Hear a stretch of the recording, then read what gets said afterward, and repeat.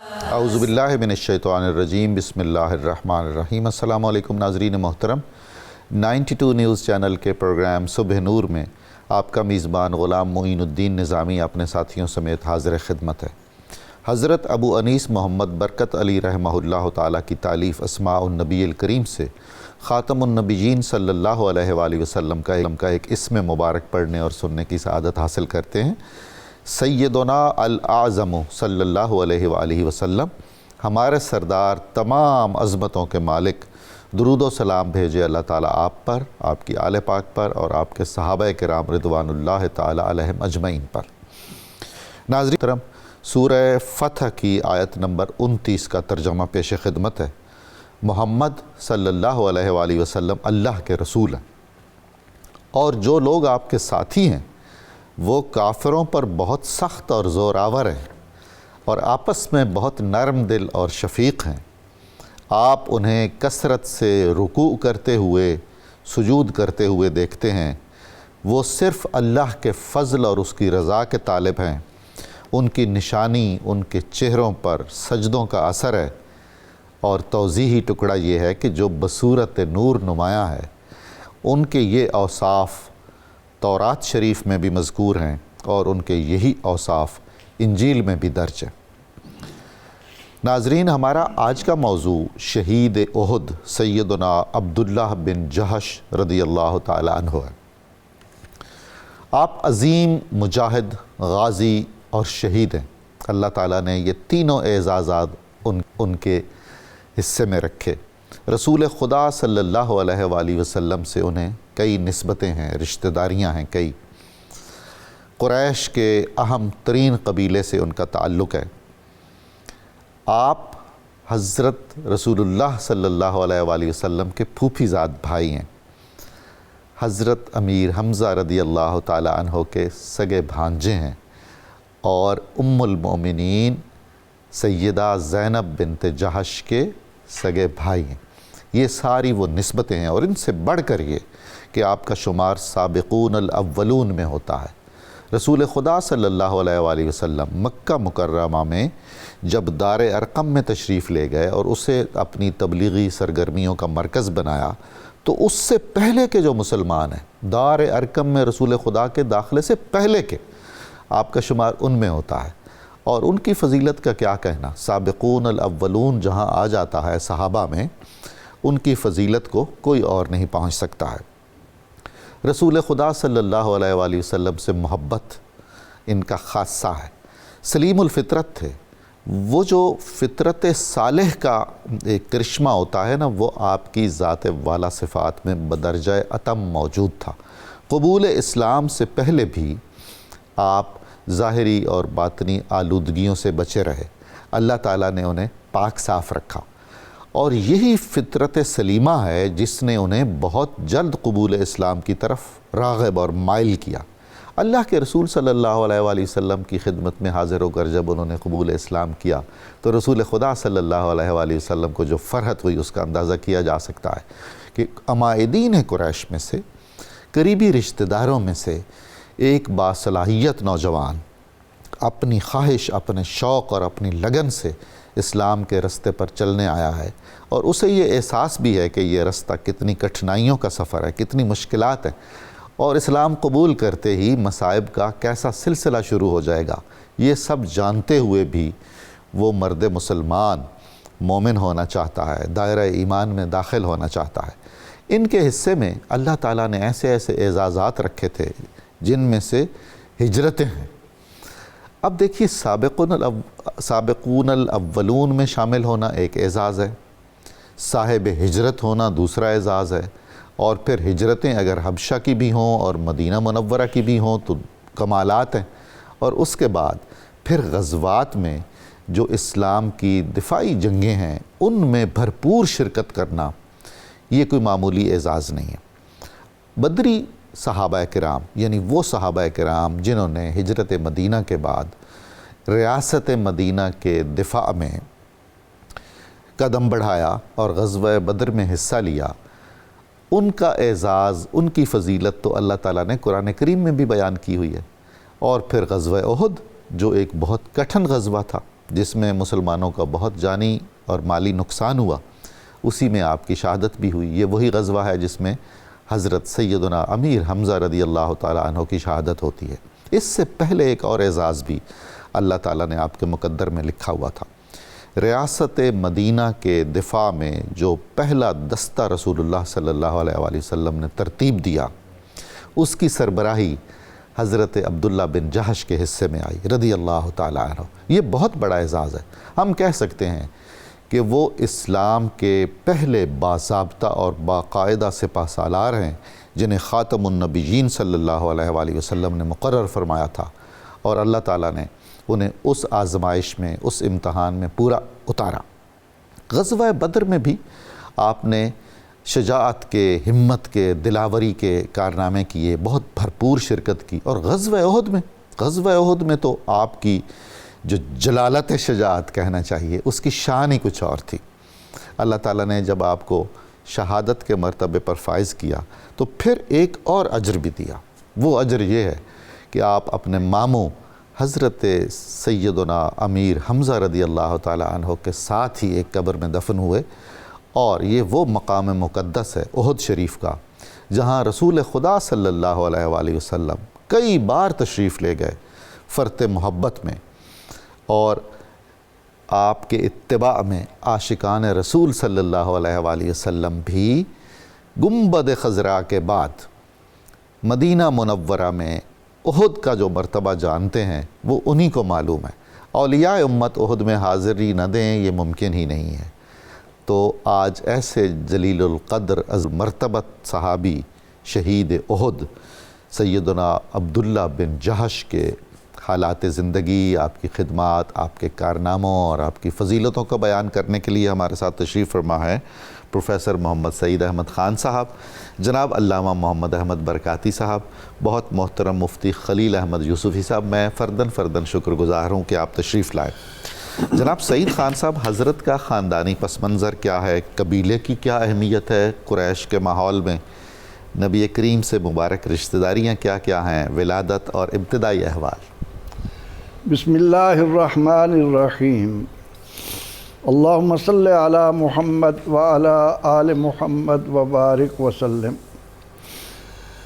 بہت شکریہ محترم ڈاکٹر صاحب۔ آج ہم ایک ایسے جری، بہادر، نڈر صحابی رضی اللہ عنہ کا نام اپنی زبان پر لا رہے ہیں جو ایک ایسی مقدس جماعت کا فرد ہیں جنہیں قرآن کریم کہیں تو مومنون کہتا ہے، کہیں مسلمون کہتا ہے، کہیں مفلحون کہتا ہے، کہیں اولئک اعظم درجۃ عند اللہ کہتا ہے، کہیں فائزون کہتا ہے، کہیں انہیں ناجحون کہتا ہے۔ کیا کیا اعزازات ہیں اللہ رب العزت کی طرف سے، اور سب سے بڑا یہ کہ پروردگار عالمین ایک بار نہیں کئی بار جن کے سروں پر رضی اللہ عنہم ورضوا عنہ کا تمغہ سجائے۔ خوش نصیبی ہے کہ ہم ایسے نفوس قدسیہ کے نام اپنی زبان پر لائیں۔ سیدنا حضرت عبداللہ بن جہش رضی اللہ تعالی عنہ کا قبیلہ اسلام سے قبل اہل عرب میں صلح جو، پیار و محبت کا فروغ، باہمی امن اور انسان دوستی کے معاملے میں پیش تھا۔ ماشاءاللہ۔ آپ کا قبیلہ بنو خزیمہ بھی ہے، اور دودان بن اسد کے نسل سے ہونے کی وجہ سے ذیلی شاخ اسدی بھی کہلاتے ہیں۔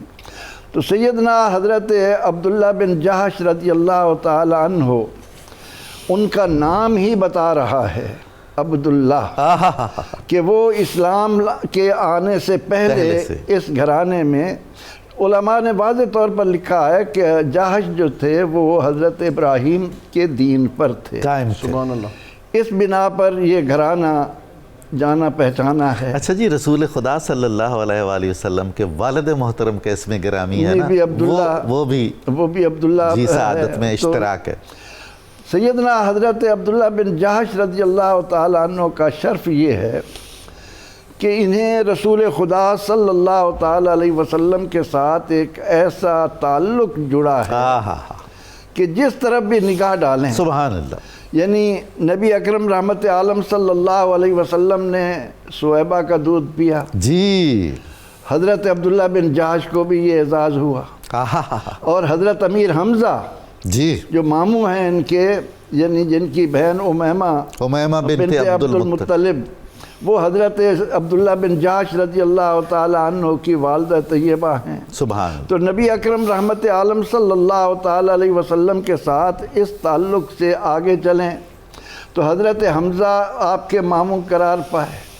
پھر یہ کہ حضرت زینب بنت جہش رضی اللہ تعالی عنہا کا نکاح نبی اکرم رحمت عالم صلی اللہ علیہ وسلم کے ساتھ ہونے کی بنا پر حضرت عبداللہ بن جہش کو کتنا قرب حاصل ہوا، اور ان کے ساتھ ساتھ ان کی والدہ امیمہ جی جس طرح حضور سید عالم صلی اللہ علیہ وسلم کے ساتھ محبت کرتی تھی، ان محبتوں کا اثر حضرت عبداللہ بن جہش رضی اللہ تعالیٰ عنہ کی زندگی میں بھی نظر آتا ہے۔ جیسا کہ آپ نے ذکر کیا کہ ان کی ولادت مکہ مکرمہ میں جب ہوئی اور ماحول اس انداز میں ان کو نصیب ہوا کہ ابتدا میں جی ابھی حضور علیہ الصلوۃ والتسلیم دار ارقم میں قیام پذیر ہونا شروع نہیں ہوئے، جی اس سے پہلے جو لوگ اسلام لائے، اور سب جانتے ہیں کہ یہ وہ وقت تھا کہ یہ شہادت گہے الفت میں قدم رکھنا ہے، لوگ آسان سمجھتے ہیں، سبحان اللہ، بے شک۔ تو ان اعزازات کے ساتھ حضرت عبداللہ بن جہش رضی اللہ تعالیٰ عنہ میدان میں آتے ہیں، اور زندگی میں ولادت کے بعد سے ایمان قبول کرنے تک ان کے متعلق کوئی نہیں کہہ سکتا کہ یہ کسی ایسی صحبت میں گئے ہوں، کہیں انہوں نے شراب کو ہاتھ لگایا ہو، یا اور جو برائیاں زمانہ جاہلیت کے اندر موجود تھیں ان سے ان کی والدہ نے انہیں اس طرح سے بچا کر سبحان اللہ، سبحان۔ تو نبی اکرم رحمت عالم صلی اللہ علیہ وسلم ان تعلقات کی بنا پر حضرت عبداللہ بن جہش رضی اللہ تعالیٰ عنہ کو بڑی اہمیت دیتے تھے، آپ ان سے پیار کرتے تھے، اور حضرت عبداللہ بن جہش رضی اللہ تعالیٰ عنہ بھی اس معاملے میں اولئک هم المؤمنون حقا کے اعزاز سے نوازے جانے والے، اولئک اعظم درجۃ عند اللہ کی منزل پانے والے، نبی اکرم رحمت عالم صلی اللہ علیہ وسلم پر پھر انہوں نے جانثاری کے جو تمام جوہر دکھائے ہیں، وہ سارے تقاضے پورے کیے۔ تو حضرت عبداللہ بن جہش رضی اللہ تعالی عنہ السابقون الاولون، ہجرتین، جن کا ذکر آپ نے بھی تفصیل سے کیا، ان اعزازات سے نوازے ہوئے امت مسلمہ کو درس دے رہے ہیں کہ ایمان کی جان نبی اکرم رحمت عالم صلی اللہ علیہ وسلم کے احکامات کے مطابق اپنی زندگیوں کو وقف کریں۔ سبحان اللہ۔ برکاتی صاحب اسی بات کو آگے بڑھاتے ہوئے حضرت کا قبول اسلام، سابقون میں آپ کی شرکت، مسائل، مشکلات، مصائب، پھر کہتے ہیں کہ حبشہ کی ہجرت، پھر مدینہ منورہ کی ہجرت، مواخات، ارشاد فرمائی۔ بسم اللہ الرحمن الرحیم۔ والسابقون الاولون من المہاجرین والانصار والذین اتبعوہم باحسان رضی اللہ عنہم ورضوا عنہ۔ صدق اللہ العظیم۔ جس عظیم المرتبت رفیع الشان صحابی رسول، آسمان علم و حکمت کے تابندہ ستارے، اور وہ نیر تاباں سے منور ہونے والے، ضیاء پاشیاں حاصل کرنے والے عظیم المرتبت وہ ہستی ہیں کہ جن کو اگر یہ جملہ بول دیا جائے تو لطف سے خالی نہیں ہے، کہ جو عالم ارواح میں بھی حضور علیہ الصلوۃ والسلام کے قرب خاص کی طرف ہر وقت وہاں پر بھی خواہاں نظر آتے ہیں۔ تو ادھر کا جب ماحول میسر آیا ہے تو انہوں نے ذرہ بھر بھی تاخیر نہیں کی، دامن مصطفیٰ سے فوراً وابستہ۔ سبحان اللہ، سبحان اللہ۔ یہ اصل تو معاملہ یہی ہے کہ جو سلیم الفطرت اس دور میں تھے، یہ ممکن ہی نہیں تھا کہ وہ سلیم الفطرت بھی ہو اور حضور صلی اللہ علیہ وآلہ وسلم کی طرف اس کا میلان نہ ہو۔ کیا کہہ رہے ہیں؟ تو یہاں پر ہم دیکھتے ہیں کہ حضرت سیدنا عبداللہ بن جہش رضی اللہ تعالیٰ عنہ، یہ 3 بھائی تھے جی، اور 3 بہنیں تھیں۔ اچھا۔ تو حضرت عبداللہ بن جہش رضی اللہ عنہ، ان کے ساتھ عبید اللہ بن جہش تھے اور ابو احمد عبد، جی، یہ تینوں بھائی تھے۔ تو ایک وقت وہ بھی تھا کہ یہ تینوں ہی دائرہ اسلام میں داخل ہوئے، اور 3 بہنیں تھیں، حضرت سیدہ زینب بنت جہش، حضرت حمنہ بنت جہش۔ اور ان کے ساتھ ام حبیبہ بنت جحش سبحان اللہ۔ رضوان اللہ علیہ مجمعین، یہ تینوں بہنیں بھی دائرہ اسلام میں داخل ہوئیں، اور یوں کہہ لیں کہ بنو اسد قبیلے کا نیر تاباں تھے، اور یہ اس ہادی اعظم سے، سراج اعظم سے مزید واہ، مستنیر ہونے کے لیے آپ کے قرب خاص میں آئے۔ کیا بات ہے، ماشاءاللہ۔ آپ کو اسلام کی طرف مائل کرنے میں حضرت سیدنا ابوبکر صدیق رضی اللہ تعالیٰ عنہ کا بڑا کردار ہے۔ بے شک۔ آپ دار ارقم سے قبل تقریباً کچھ تحقیق کے مطابق 31ویں نمبر پر مسلمان ہوئے، اور پھر یعنی یوں کہہ لیں کہ 30 کا مہینہ ہے اور 31واں دوبارہ سے مہینہ شروع ہے، تو وہ پہلی بنتی ہے، تو بنو اسد میں سے آپ پہلے تھے جنہوں نے اسلام قبول کرنے کا شرف حاصل کیا۔ حضرت عبداللہ بن جحش رضی اللہ تعالیٰ نے جیسے ہی قبول اسلام کیا تو ہم دیکھتے ہیں کہ جو رب کائنات نے فرما دیا والسابقون الاولون من المہاجرین والانصار، یہ مہر ثبت کر دی کہ پہلا درجہ مہاجرین کا، اور ان میں سے بھی جو اولین تھے، اور اس کے بعد ہجرت کے بعد جو انصار تھے ان میں سے جو بھی ہوں، اور پھر جو ان کی پیروی کرے گا تو رضی اللہ عنہم ورضوا عنہ، اللہ ان سے راضی ہو گیا اور وہ اللہ سے راضی ہوئے۔ اس آیت کا ایک حسن بھی ہے جی، وہ یہ ہے کہ والسابقون الاولون من المہاجرین، اب اولون کی بات ہوئی ہے، دوسرے درجے میں ان کو مہاجر ہونے کا شرف دیا، تیسرے درجے میں انہی کے پیچھے انصار کو، اور چوتھے درجے میں اب جو بھی ان کے پیچھے جائے، تو اولین رتبہ جو حاصل کیا ان میں یہ شامل ہے۔ لہٰذا اس کے بعد یوں سمجھ لیں کہ جس کو بھی جو رتبہ مل رہا ہے وہ انہی ہستیوں کے قدوم میمنت لزوم کی برکت سے مل رہا ہے۔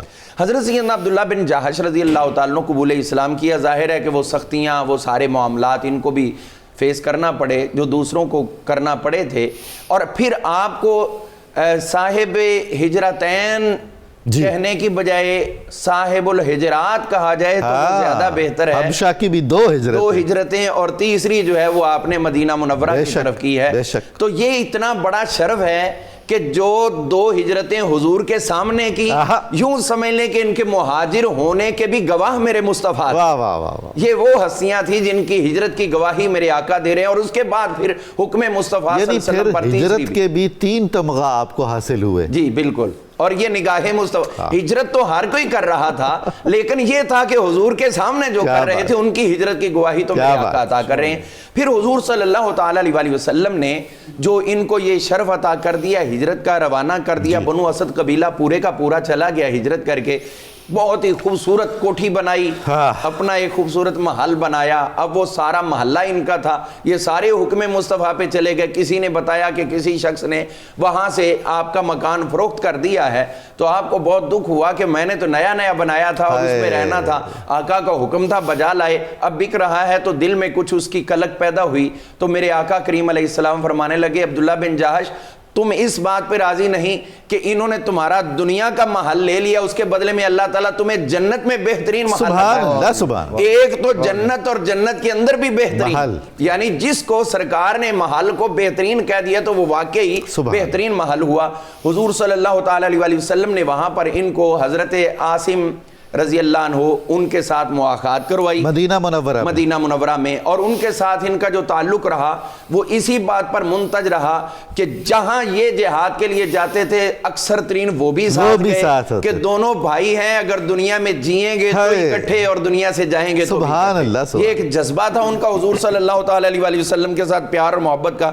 تو میں عرض یہ کرنا چاہوں گا کہ حضرت سیدنا عبداللہ بن جحش رضی اللہ تعالیٰ عنہ کا آج کے معاشرے میں یہ سمجھ لینا کافی ہے کہ رشتہ تھا حضور علیہ السلام کے ساتھ، حضور کی پھپھو حضرت امیمہ کے یہ لخت جگر تھے، آج بدقسمتی سے اس رشتے کو ہمیشہ شریکہ کہہ کر ٹھکرایا جاتا ہے اور الجھا جاتا ہے۔ تو جب دین کو لائیں گے تو پھر یہ سنت عبداللہ بن جحش آئے گی کہ جن کے ساتھ تمہارا یہ جسمانی رشتہ ہو تو اگر وہ رسپیکٹ کے قابل ہیں تو آپ ضرور عزت کرو، کیونکہ عبداللہ بن جحش رضی اللہ تعالیٰ نے بتا دیا کہ جہاں رشتے ہوتے ہیں وہاں شریکے بازی نہیں ہوتی، وہاں محبت کے اظہار کی۔ سبحان اللہ سبحان اللہ۔ حضرت یوسفی صاحب بہت خوبصورت بات کی حضرت عبداللہ بن جحش کے مکان کی۔ بنو اسد کو تعمیرات سے دلچسپی بھی تھی، خوبصورت مکان بھی بناتے تھے، اور پھر قبضہ بھی کیا ابو جہل نے اور کیا حسن ہے، کیا کمال ہے کہ اگر دل میں ملال پیدا ہوا تو فوراً بارگاہ مصطفیٰ میں عرض کیا۔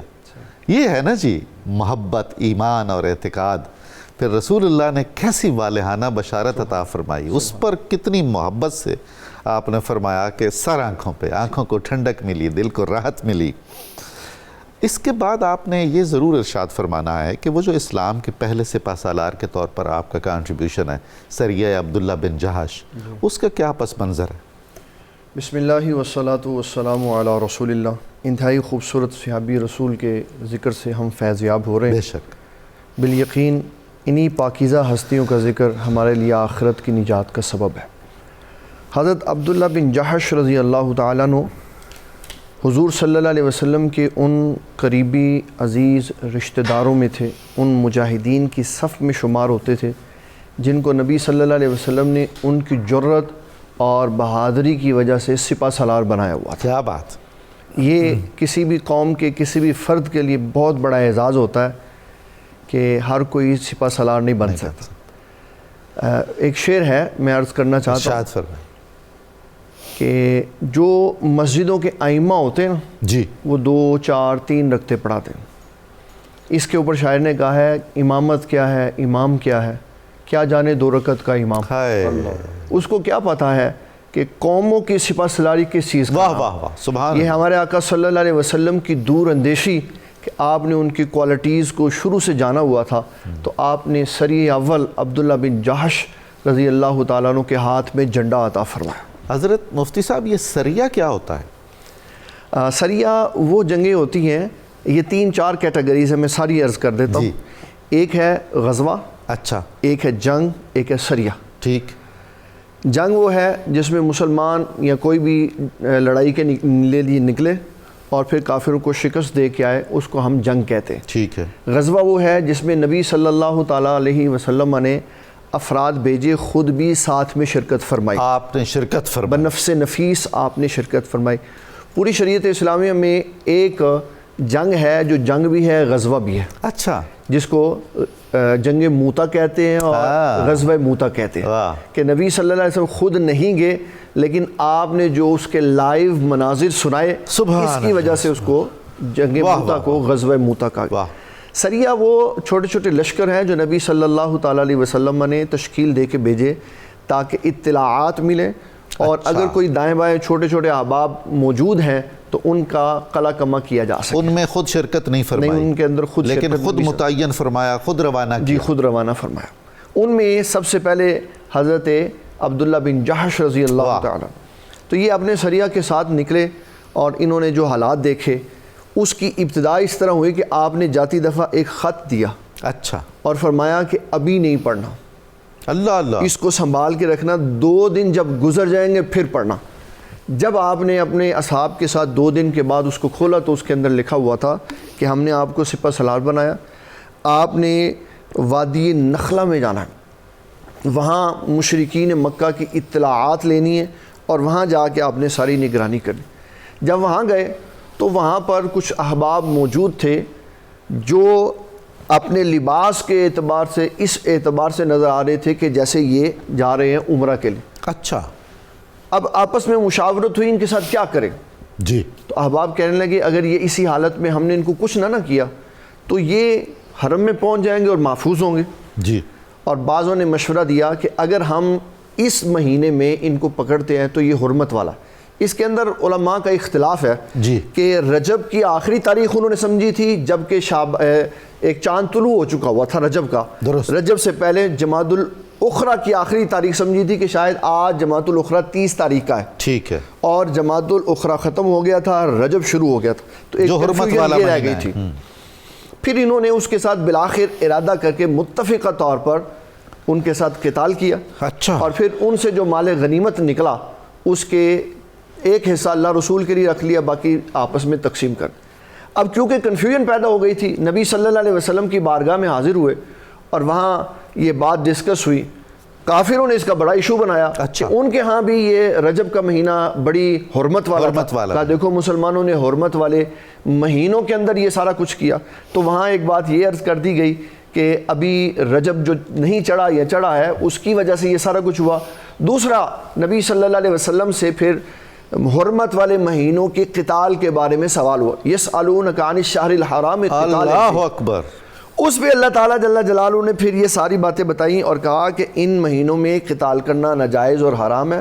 پھر فرمایا ان سے پوچھے وَإِخْرَاجُ أَهْلِهِ مِنْهُ أَكْبَرُ عِنْدَ اللَّهِ کہ جو انہوں نے لوگوں کو گھروں سے نکالا ہے وہ فتنے سے بھی بڑا فتنہ. اللہ اکبر.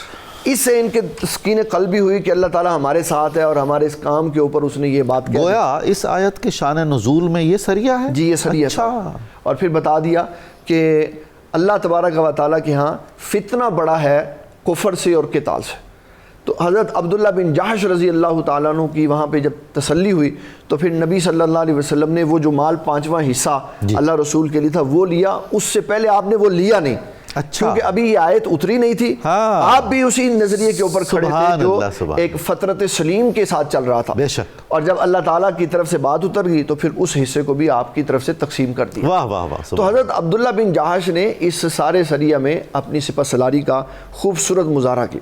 اب وہاں پر کیونکہ 2 دن کے بعد خط کھلا تھا بالکل, وہاں انہوں نے پھر ایک اعلان فرمایا اب ہمیں وادی نخلا میں جانے کا حکم ہوا ہے اور وہاں ہو سکتا ہے دشمن آ جائے. اچھا. ہم کیونکہ صرف نگرانی کرنے کے لیے آئے ہیں, دیکھنے کے لیے آئے ہیں اور حالات کا جائزہ لے کے جا کے بتانے کے لیے. اگر کوئی جہاد میں نہیں نہ جانا چاہتا اس کو میری طرف سے اجازت ہے وہ واپس چلا جائے. اللہ اکبر. یہ حضرت عبداللہ بن جحش نے اپنے ساتھیوں سے پوچھا.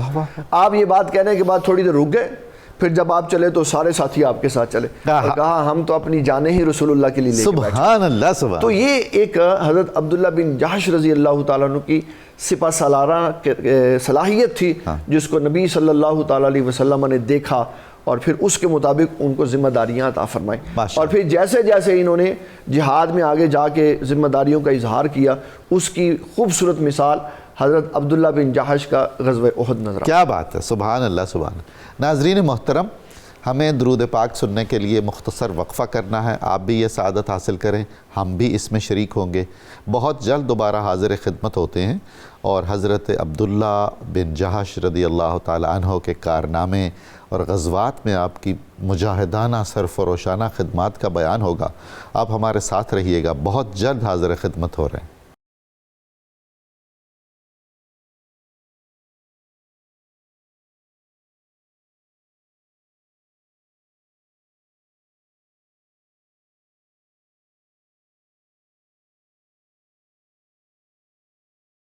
السلام علیکم ناظرین گرامی, صبح نور میں دوبارہ خوش آمدید. آج ہم سعادت حاصل کر رہے ہیں شہید احد سیدنا عبداللہ بن جحش رضی اللہ تعالی عنہ کی حیات, خدمات اور آپ کے کارناموں کے بارے میں. غزوہ بدر میں بھی آپ نے شرکت کی اور غزوہ احد تو پھر انہی کا غزوہ ہے. رسول خدا صلی اللہ علیہ وآلہ وسلم کے ایک عظیم الشان معجزے کا اظہار بتوسط حضرت عبداللہ بن جحش ہوا غزوہ احد میں. لڑتے لڑتے لڑتے حضرت عبداللہ بن جحش رضی اللہ تعالی عنہ کی تلوار ٹوٹ گئی. رسول خدا صلی اللہ علیہ وآلہ وسلم نے کھجور کی ایک چھڑی آپ کے ہاتھ میں تھمائی اور پھر وہ تلوار کا کام دیتی رہی. وہ بھی عجیب سیف اللہ تھی جو نگاہ مصطفیٰ سے تلوار بن گئی اور اس نے کتنے ہی کافروں کو تہ تیغ کیا. پروفیسر سعید خان صاحب, غزوہ بدر میں حضرت عبداللہ کی خدمات کیا ہیں اور غزوہ احد کی کیا کیفیت ہے؟ خصوصی دعائیں آپ کے ساتھ ہیں, آپ نے شجاعت کا مظاہرہ کیا, شہادت اور تدفین.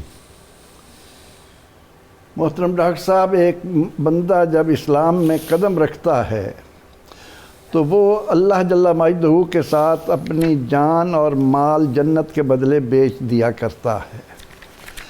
ان اللہ اشتری من المؤمنین انفسهم واموالهم بان لهم الجنہ. پھر یہ نفوس قدسیہ جنہوں نے مکی زندگی میں ایمان قبول کرنے کے بعد مشرکین مکہ کی طرف سے جو ایذائیں برداشت کیں, جو دکھ سہے, جن مصائب کا سامنا کیا, وہ سب پر عیاں ہیں. بے شک. ان لوگوں نے اس چراغ کو بجھانے کے لیے کیا کچھ نہ کیا, لیکن قربان جائیں ان نفوس قدسیہ کے, اس جماعت کے, کہ جب بدر کا معرکہ سجتا ہے تو اللہ رب العزت کہیں فرماتا ہے قد کان لکم آیۃ فی فئتین التقتا, کہیں فرماتا ہے قد نصرکم اللہ ببدر وانتم اذلہ. اب اس غزوے کے لیے ارادتاً حضور علیہ الصلوۃ والتسلیم ساتھیوں کو لے کر نہیں نکلے تھے کہ جنگ کرنا. جی. مقصد تھا اس قافلے کو روکنا جو مدینہ منورہ ہجرت کے بعد مشرکین مکہ آئے روز مسلمانوں کے لیے مشکلات پیدا کر رہے تھے جی لیکن جب ابو جہل لشکر لے کر آ گیا اور اس موقع پر رسول خدا صلی اللہ علیہ وسلم نے جب اپنے جانثاروں سے پوچھا کہ اب تم کیا کرو گے ہاں ہاں ہاں تو کیا جواب تھا؟ عرض کرتے ہیں یا رسول اللہ تعال اللہ یہ شیوا ہی نہیں ہم با وفاؤں کا اللہ اللہ پیا ہے دودھ ہم نے غیرت مند ماؤں کا سبحان اللہ سبحان نبی اللہ کا حکم ہو تو پھاند جائیں ہم سمندر میں کیا بات جہاں کو محو کر دیں نعرہ اللہ اکبر میں سیدنا حضرت عبداللہ بن جحش رضی اللہ تعالیٰ عنہ اس مقدس جماعت کا ایک حسن ہے جی آگے آگے نظر آتے ہیں اور غزوہ بدر میں آپ نے جو بہادری کے جوہر دکھائے اور اس کے بعد جب حضور علیہ الصلوۃ والتسلیم نے جن لوگوں کو کیونکہ 70 مارے گئے تھے 70 جی قید ہوئے تھے تو حضور علیہ السلام نے جب ان قیدیوں کے متعلق سوال کیا تو سیدنا حضرت ابو بکر رضی اللہ تعالیٰ عنہ کا تو مشورہ یہ تھا کہ یا رسول اللہ آپ کے جی قوم کے ہیں آج نہیں تو کل یہ اسلام لا کر آگے بڑھ سکتے ہیں مسلمان ہو کر اسلام کی عظمت کے لیے کام کر سکتے ہیں مگر فاروق اعظم رضی اللہ تعالیٰ عنہ اور ان کے ساتھ حضرت عبداللہ بن جحش رضی اللہ تعالیٰ عنہ بھی یہ عرض کرتے ہیں کہ یا رسول اللہ صلی اللہ علیہ وسلم ان دشمنان اسلام نے وہ کون سا ظلم ہے جو آپ پر نہیں کیا کس انداز میں انہوں نے آپ کو دکھ دیے ہیں اللہ آج موقع ہے جس وادی سے ہم گزر رہے ہیں اس میں لکڑی بہت زیادہ ہے ان سب کو ان کے اندر ڈالیں اور آگ لگا دیں اور ان کو جلا دیا جائے یہ اس قابل نہیں ہے کہ ان پر رحم کیا جائے لیکن اللہ رب العزت کا اپنا ایک نظام ہے سبحان اللہ اور اس کے بعد جب مرحلہ آتا ہے غزوہ احد کا اللہ اکبر حضور سید عالم صلی اللہ علیہ وسلم غزوہ احد میں منافقوں کی منافقت کی بنا پر جی یہود اور مشرکین کے گٹھ جوڑ کی بنا پر بالکل وہاں پر جو منظر ہوا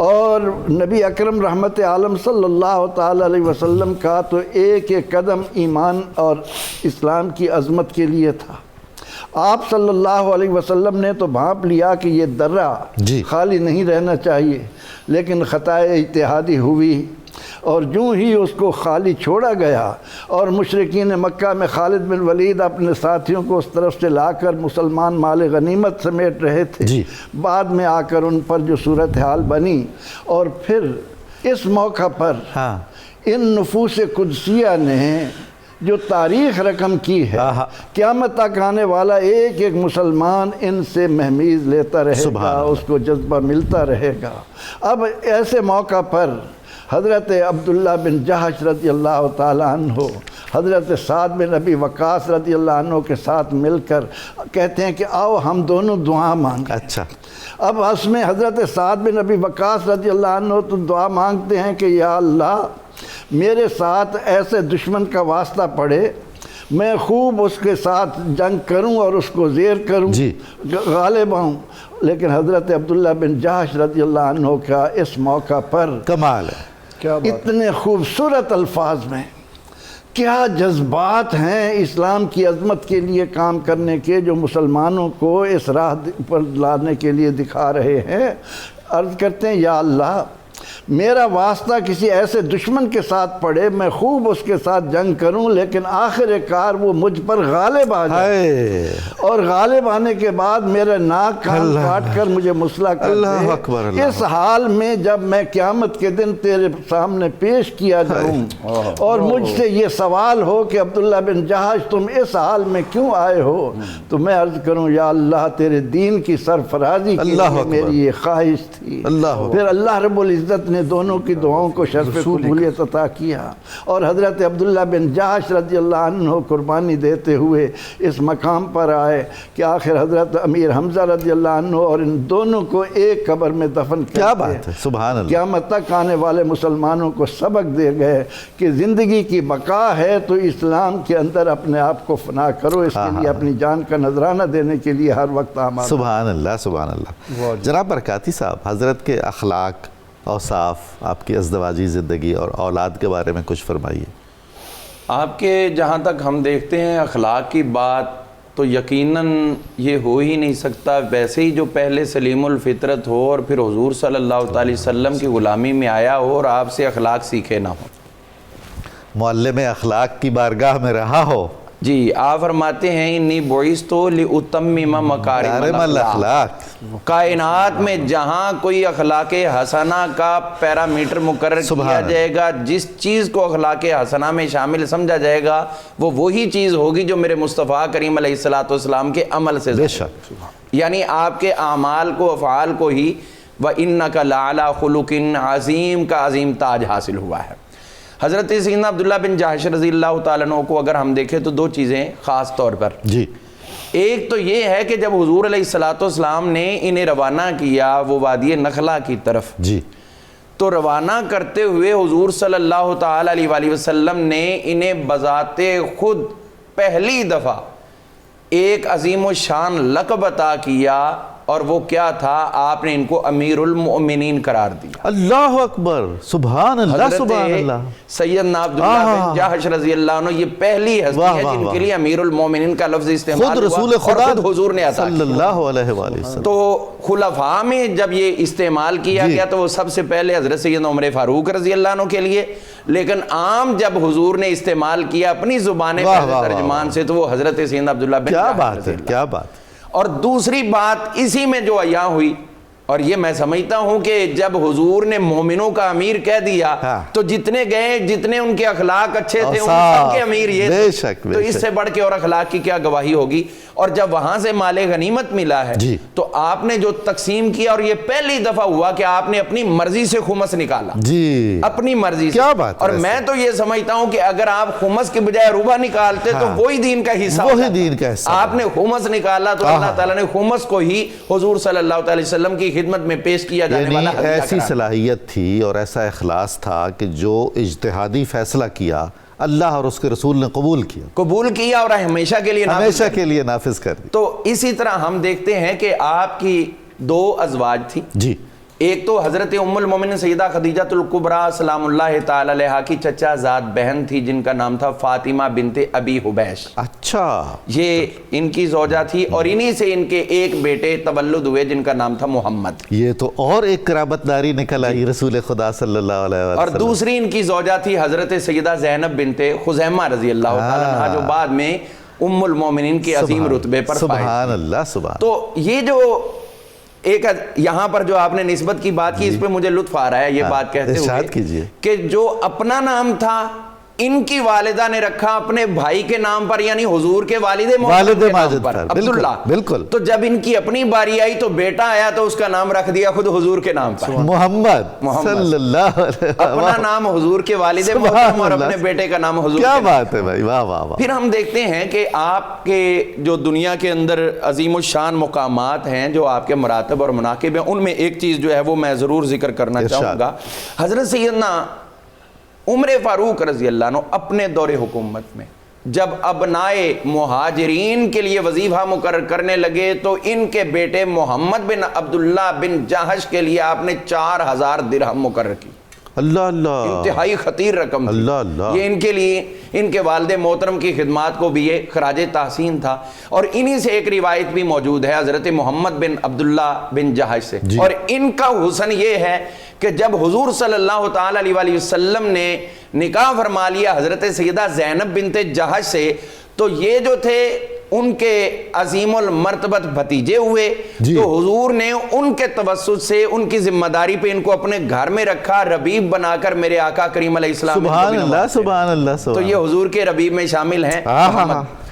اچھا، اب محمد بن عبداللہ بن جہش یہ روایت کرتے ہیں اور یہ روایت ہمیں پوری توجہ سے سننی چاہیے اور اس روایت کو اپنی زندگی میں نافذ کرنا چاہیے. آپ بیان کرتے ہیں محمد بن عبداللہ بن جہش کے حضور علیہ السلام نے ارشاد فرمایا کہ کوئی ایسا شخص ہو جو اسلام میں شہید ہو جائے، پھر زندہ ہو جائے، پھر شہید ہو جائے، پھر زندہ ہو جائے، پھر شہید ہو جائے، تیسری مرتبہ پھر زندہ ہو جائے، پھر جب دنیا سے جائے گا نا اگر اس کے ذمے قرض ہوگا تو 3 دفعہ کی شہادتیں بھی قرض معاف نہیں. اللہ اکبر، اللہ اکبر، اللہ اکبر. 3 دفعہ جو زندگی پائے اور شہادت پائے کسی کا قرض دینا ہے تو یہ قرض جب تک ادا نہیں کرے گا وہ جنت میں داخل نہیں ہو سکے گا. آج دنیا کروڑوں اربوں روپے ڈکار لیتی ہے اور اس کے بعد وہ حضور کی شفاعت کی امیدوار بن کے بنی ہوتی ہے. یہاں پہ دیکھیے کہ جب اتنا سخت بیان میرے آقا کا موجود ہے، اسی لیے وہ ایک روایت تھی کہ تیرے سارے گناہ معاف ہو جائیں گے سوائے قرض کے، تو ان سے روایت آ گئی کہ 3 مرتبہ بھی تم اسلام میں شہید کیے جاؤ گے تو بھی تمہارا قرض معاف نہیں ہوگا. یا تو وہ قرض خواہ جو ہے وہ معاف کرے یا تمہارے ورثاء اس قرض کو چکا دیں، وہ ادا کر دیں، تو یہ تمہارے لیے ہوگا.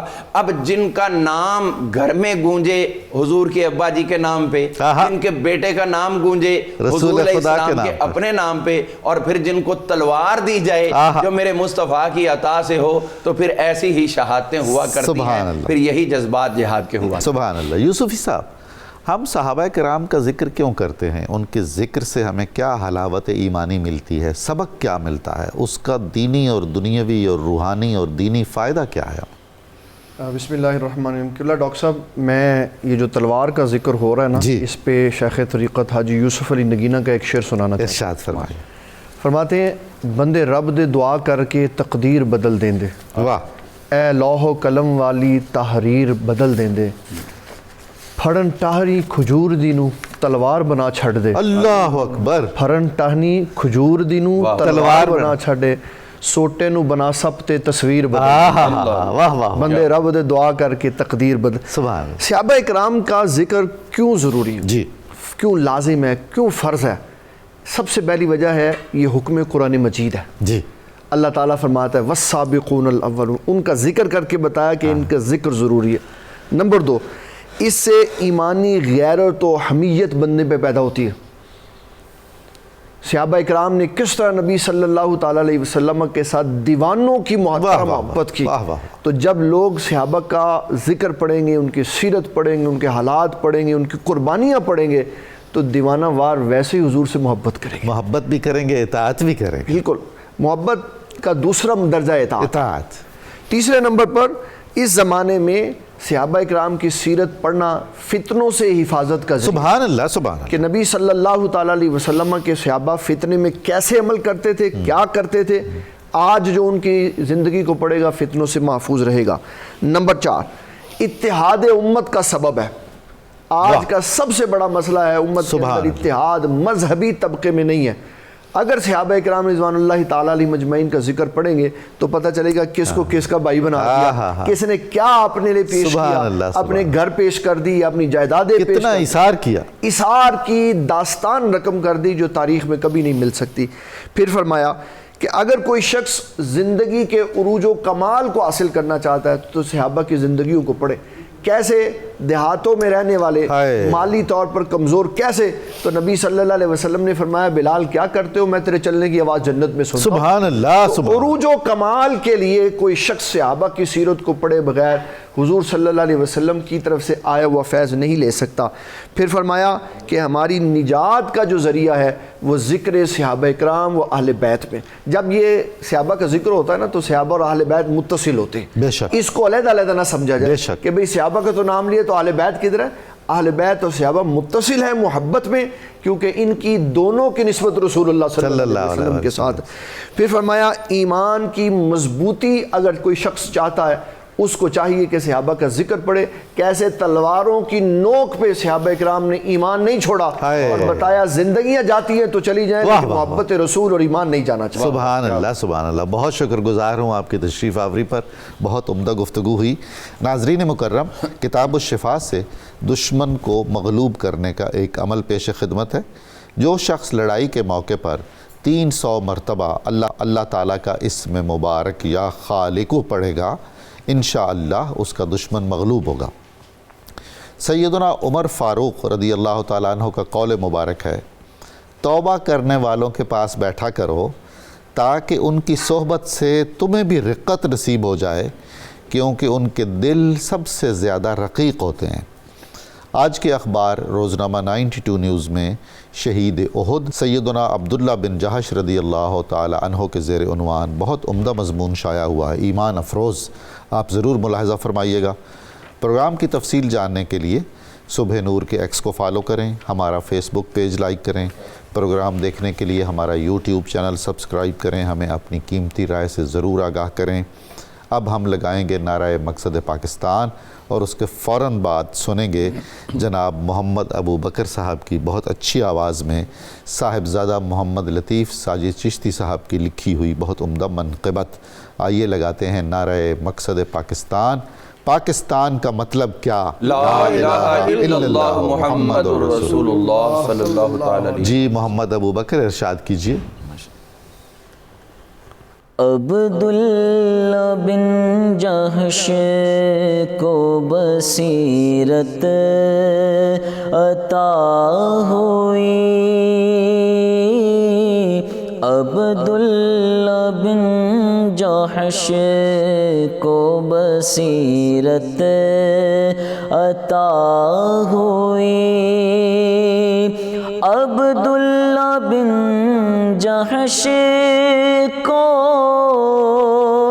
بصیرت عطا ہوئی، پیارے نبی کی رحمتوں نسبت عطا ہوئی، پیارے نبی کی رحمتوں نسبت عطا ہوئی، قربان گاہ عشق میں ٹکڑے ہوا ہے جسم، قربان گاہ عشق میں ٹکڑے ہوا ہے جسم، جیسی دعا کی ویسی شہادت عطا ہوئی، جیسی دعا کی ویسی شہادت عطا ہوئی، قصر جناں خدا نے کیا ان کے نام ہے،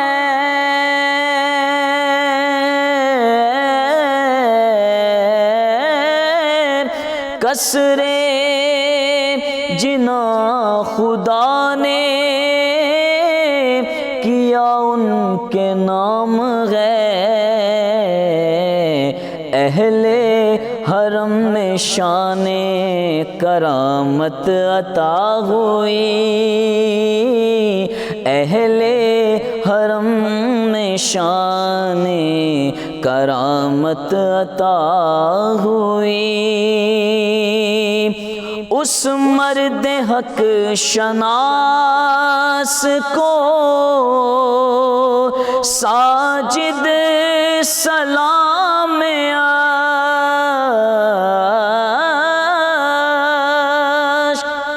اس مرد حق شناس کو ساجد سلام عشق، جس کو حیات تازہ و جنت عطا ہوئی، جس کو حیات تازہ و جنت عطا ہوئی، پیارے نبی کی رحمتوں نسبت عطا ہوئی۔